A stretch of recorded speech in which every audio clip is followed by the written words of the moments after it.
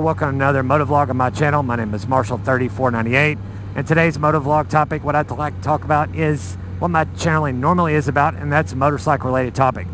The topic that I'd like to talk about today is throttle body sync, especially on a 4-cylinder bike like I am currently riding, which is an FJR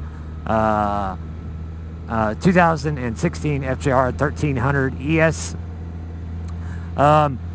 I just would like to share some of y'all my experiences with doing a throttle body sync yourself in your garage. I bought the carb tune tool. What in the world is on the road? Oh, it's a painted line. That's weird. I bought a carb tune tool myself. I think it was like, I don't know, 140 bucks on Amazon, shipped. Not too pricey, but especially a tool that you're really ever going to use. But by the time you do the throttle body sync once yourself in your garage, the tool will pay for itself the very first time. Keep in mind, you know, dealer rates vary from vary, but if I had to guess, this would probably be a $300-400 service. You know, not a big deal for most mechanically inclined motorcycle mechanics, but for the average 2i-wire, it is a little bit involved. My particular bike, I watched Brian's channel over there on 2 Obsession in Florida. He has a 2014, which is pretty much identical to mine other than some LED lights, and mine has a 6 gear, but it's still a Gen 3 FJR. So I watched his videos numerous times, and he has a very good video. I'll link that in the description below for any of y'all guys who want to check it out.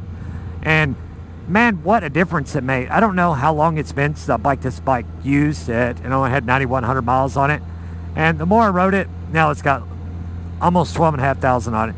And the more I rode it, the more I just noticed, you know, especially at sustained kind of interstate speeds, you know, 60 miles an hour plus, and just, you know, like staying the exact speed. The more I rode it, the more I noticed I did get a little bit, not a terrible amount, but a little bit of handlebar buzz, especially in my hands, especially the throttle hand, you know, because when you're not using cruise, that's the one you're gripping the most with. But I will share my experience with you. Literally, the first time doing it, it took 45 minutes, maybe an hour to tear it down, to put it back together. About 30 minutes, you know, because I already kind of knew what to do by even just taking it apart that one time. Maybe 15 minutes, use the tool. 5-10 minutes, let the bike get all the way up to full operating temperature. That's key when doing that, at least I think, on a fuel injected bike like mine is. But man, what a huge difference it made. I mean, it took it from, I mean, it was pretty smooth before, but man, what a huge difference. I mean, I'm talking like to the point where it vibrates less now at, you know, 3,000 to 4,000 RPM interstate speeds. It vibrates less at interstate speeds.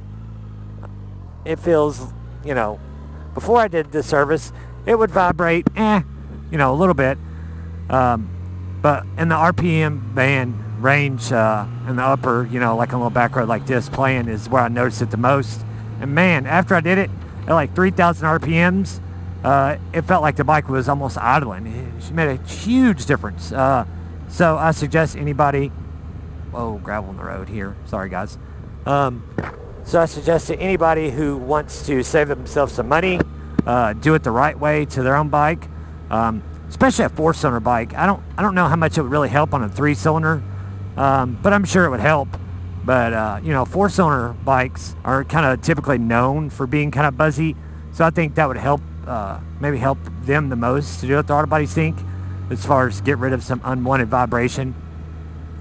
And you know, you save $200-300 the first time you do it. Even with buying the tool, a little bit of time in the garage, just take your time, make sure you do everything correctly. My advice to you, if you don't have one, buy a service manual. That is what most of your dealer mechanics will use if they have questions on stuff or have never done a certain procedure before. But you know, I'm sure, at least on 4-cylinder bikes, most of the throttle body syncs are pretty close to the same kind of thing. I will warn you that at least my particular bike, one of those is going to be a master that is synced with the ECU. And you match the levels on the tool, the other 3 cylinders, to match that cylinder. My service manual said number 1 cylinder, or being the key word, look for the white painted mark on the threads of the screw where the screw goes into the throttle body adjustment screw. I got lucky on mine. If I had not really looked for the white paint mark, I'd have probably really screwed something up. But I didn't. I looked for that before I even got started. Once I took the bike apart, before I took the little vacuum cap ports off, before I did that much, looked and made sure which one it was. And in my particular 2016, it was actually cylinder 2, which in my favor worked out because that was the one that was, at least the throttle body screw anyway, adjustment screw, that was the one that was the most difficult to get to. So it had a couple brackets and wiring harness for like injectors and the spark plugs going over top of it, much more buried than the other 3 screws. So in my case, that worked out for me because that way I didn't have to get the pain in the butt screw. But don't be any afraid for little minor maintenance stuff. Guys, do this stuff yourself. 1, you save some money. 2, you have the satisfaction of knowing you've done it yourself in the garage with your own 2 hands. And, you get to spend a little bit of time on the bike and know more about it on, how to make stuff like I did, like that, easier in the future. First time you do it, it might be a little bit of headache, a little stressful. Just take your time, relax, and, when you're done, you'll have a sense of accomplishment and knowing you did it yourself. But that's all I got today's motovlog, guys, today. Hope this helps someone. If you got any questions, please free to leave a comment below. I'll be more than happy to answer it to my best of my ability. And don't forget to, if you've not already done so, please subscribe, click the bell below, and so you get notified when I post new videos. On that, guys, ride safe, have fun. We'll see you on the next one. See ya.